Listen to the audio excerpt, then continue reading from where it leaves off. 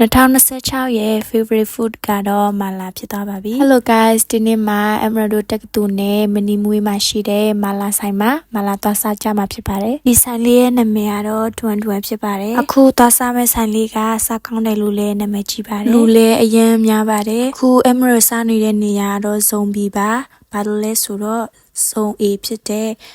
ပိမဆိုင်ကြီးမှာတော့လူတွေပြည့်နေပြီမလို့ပါလူကတော့တပွဲဘလောက်မဟုတ်ဘဲနဲ့ကိုစားနိုင်ရင်စားတလောက်ယူထားတဲ့လေ့ကျင့်ကိုချိန်ပြီးတော့ပတ်စံပေးရတဲ့စနစ်ဖြစ်ပါတယ်အဆက်ကြရင်အဆက်များများထည့်ပေးလို့ရတယ်လို့ကိုကအဆက်မစားနိုင်ရင်လည်းအဆက် short ထည့်ခံလို့ရပါတယ်ဒီတစ်ခေါက်သွားတဲ့တငယ်ချင်း3ယောက်ကတော့အဆက်စားနိုင်တဲ့သူနဲ့အဆက်မစားနိုင်တဲ့သူပါတာမို့တယောက်တစ်ပတ်ကန်ပဲမှာပြီးတော့စားခဲ့ကြပါတယ်နောက်ဆုံးအနေနဲ့ဒီဆိုင်လေးကို review ပေးရမယ်ဆိုရင်တော့8 out of 10ပါအရသာတော့ Emerald ရဲ့ပါစက်နဲ့